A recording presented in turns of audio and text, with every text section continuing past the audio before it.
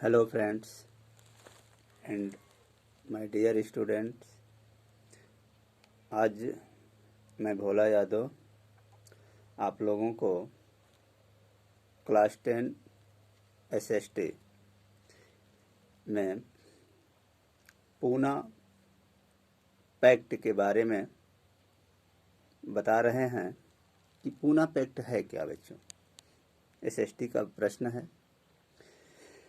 Poona pact जो है, जब गोलमेज हुआ, 3 गोलमेज हुआ था, थे ना। तीनों गोलमेज इंग्लैंड में हुए। इंग्लैंड की सरकार जो है भारतीय राजनेताओं को इंग्लैंड बुलाया था और उस सम्मेलन का नाम रखा गया था गोलमेज। 3 हुआ था, प्रथम, द्वितीय और तृतीय। उस गोलमेज में प्रथम में भारतीय कांग्रेस पार्टी, महात्मा गांधी, मुस्लिम लीग के मोहम्मद जीना और दलित समाज से BR अम्बेडकर ने भाग लिए थे प्रथम गोलमेज अधिवेशन में। उस अधिवेशन का लक्ष्य यह था बच्चों कि भारत की सामाजिक आर्थिक कंडीशन पे इंग्लैंड सरकार जो है कुछ गरीबों को मदद करना चाहती थी, ठीक है ना।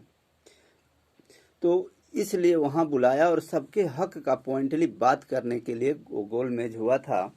जब प्रथम हुआ तो उसमें जिन्ना ने अपनी बात रखा और गांधी जी ने अपनी बातें रखी।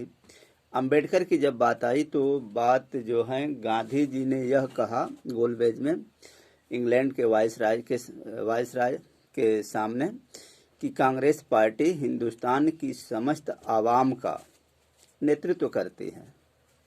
इस बात पर अंबेडकर जी ने उनका बहिष्कार किए कि नहीं, कांग्रेस पार्टी दलित समाज का, शोषित समाज का कोई नेतृत्व नहीं करती है और उस समाज का नेतृत्व जो है BR अम्बेडकर करते हैं। वह बात नहीं बन पाई और वह सभा समाप्त हो गई। प्रथम गोलमेज निरस्त हो गया। फिर वापस आ गए। फिर 1 वर्ष के बाद यानी 1931 ईस्वी में फिर द्वितीय गोलमेज जो हुआ उसमें जिन्ना और कांग्रेस पार्टी, महात्मा गांधी ने उसे इनकार कर दिया, लेकिन BR अम्बेडकर उसमें पार्टिसिपेट हुए।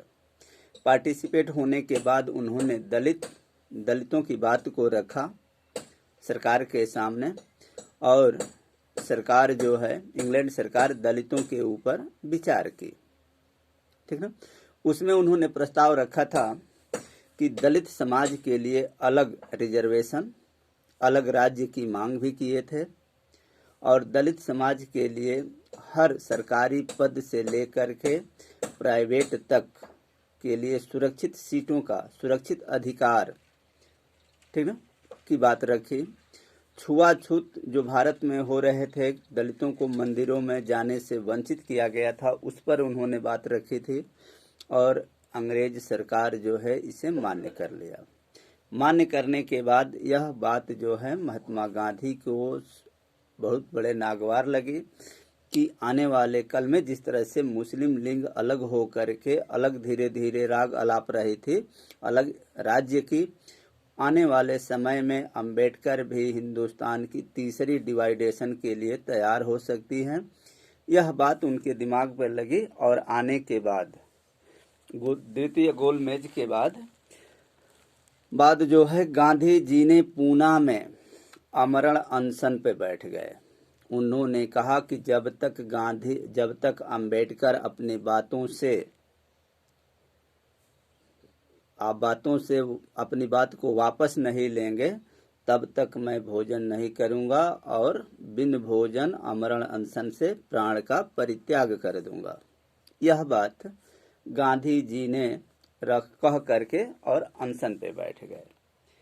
अंबेडकर को सामाजिक दबाव पड़ने लगे, ठीक ना, और दबाव पड़ने लगे और सभी लोग कहने लगे कि गांधी जी के मृत्यु का कारण अंबेडकर आप बनोगे, इसलिए आप इसका समझौता करो। अंबेडकर ने कहा कि नहीं, मैं अपने शोषित समाज के लिए कभी ऐसा समझौता नहीं करूंगा। फिर भी सामाजिक परिदृश्य में दबाव पड़ा और दबाव पड़ने के बाद अंबेडकर जी ने पूना में गए और बात फिर होने लगी। होने के बाद अंबेडकर ने यह कहा कि मैं अलग राज्य का कभी मांग नहीं करूंगा। पॉइंट 1, इस बात से सिर्फ अंबेडकर ने हटे और इसके बाद उन्होंने कहा कि किसी भी विधायिका परिषद में जो भी चुनाव होंगे दलित समाज के लिए अलग से सीटें होंगी, सरकारी नौकरियों में अलग से उनके लिए अलग से कोटा होगा। जो आज भी है बच्चे, जिसको हम आरक्षण के नाम से जानते हैं, या आरक्षण अंग्रेजों की देन है। 1919 में अंग्रेजों ने आरक्षण की व्यवस्था किया था और उसी व्यवस्था को लागू किया गया।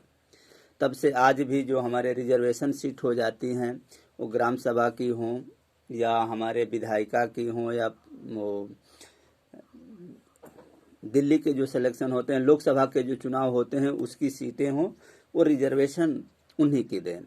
उसके बाद से उन्होंने कहा कि मैंने तो यह मान लिया, क्या दलित समाज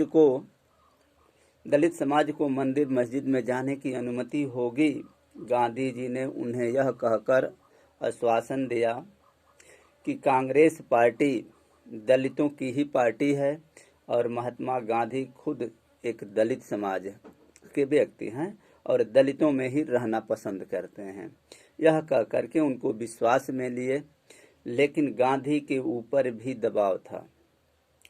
सवर्ण, ठीक ना, अलग अलग पार्टियां थी, वो लोग दबाव बनाते थे, फिर भी गांधी ने उस चीज़ को एक्सेप्ट किया और एक्सेप्ट करने के बाद अंबेडकर जी ने उनसे सहमति ली और सिग्नेचर हुआ। यही फैक्ट जो है बच्चे पूना एक्ट है। पूना एक्ट में गांधी और अंबेडकर के बीच जो कुछ आधिकारिक तौर से विवाद था उसको समझौता किया गया था, ठीक है। उस समझौते में दलित के हित और अहित का समझौता था। अगर सोचिए आप और हम, अगर अंबेडकर उस समय इतनी बड़ा त्याग नहीं किए होते, इतना बड़ा कार्य नहीं किए होते, तो शायद ये दलित समाज जो है कांग्रेस पार्टी के अहंकार में दब गया होता। कांग्रेस पार्टी जो दलितों को अधिकार दिया, उसका एक ही कारण था कि अंबेडकर हमेशा उस चीज़ का विरोध में खड़े हो जाते थे, बोलते थे, अंग्रेजों के सामने यह रखते थे कि कांग्रेस पार्टी दलित समाज के लिए नेतृत्व नहीं करती हैं, उनका नेतृत्व मैं अंबेडकर करते हैं। इसी बात को लेकर के विवाद था और देखिए पूना एक्ट में यह चीज़ें आई बच्चे। मैं आपको, तो यह पूना एक्ट है, आपका सोशल साइंस में ज़रूर पूछता है 3 नंबर में, इसे याद रखेंगे आप लोग, ठीक है बच्चे। Thank you.